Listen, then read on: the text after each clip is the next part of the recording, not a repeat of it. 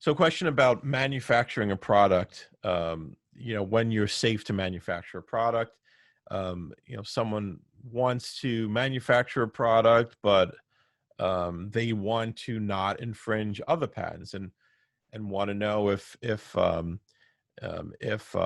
a basic patentability search would help them figure out if it's possible to avoid um, infringing the patent.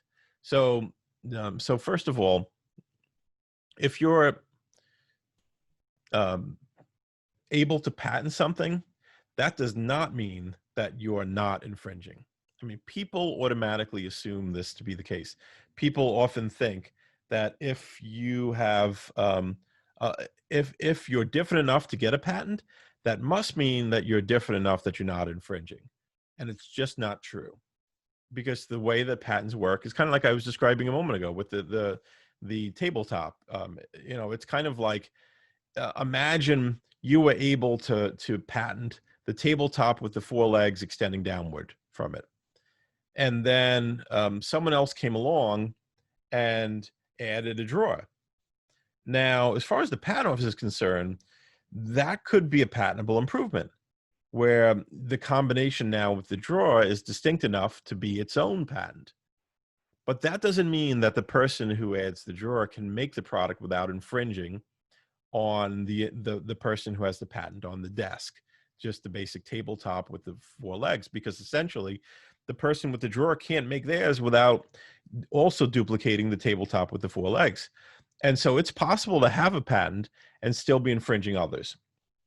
And it's a rather difficult thing to figure out. It's called a freedom to operate review. And you could literally spend hundreds of thousands of dollars on a freedom to operate review because it's a search that goes in so many different directions. I mean, it's possible that the legs that you put on the desk might be infringing someone's patent. And by the way, this desk example, it is overly simplistic. Obviously, no one's going to get a patent on a desk of just a tabletop and a set of legs, or even adding a drawer. That's just too basic. It's all been done before. But it's just giving you an example of how patents build upon each other. And so then now, like if you were following that kind of silly example, if you were to manufacture a desk, it's possible you could be infringing a patent on a basic desk. It's possible you could be infringing a patent on the legs or of the fasteners that you're using to attach the two together. I mean, there's lots of ways that you could infringe a product. You could infringe someone else's patent with your product, that is, without realizing. So that's a rather detailed review. And it's not something that you could easily figure out on your own, for sure. I mean, it's something that even patent attorneys spend a lot of time trying to figure out for a client. If you're joining us for the first time, welcome. We do this every Friday at 12 p.m. Eastern Time, 9 a.m. Pacific. You can click the link in the post to be invited to join us on the Zoom, so you could then ask me anything about patents and trademarks.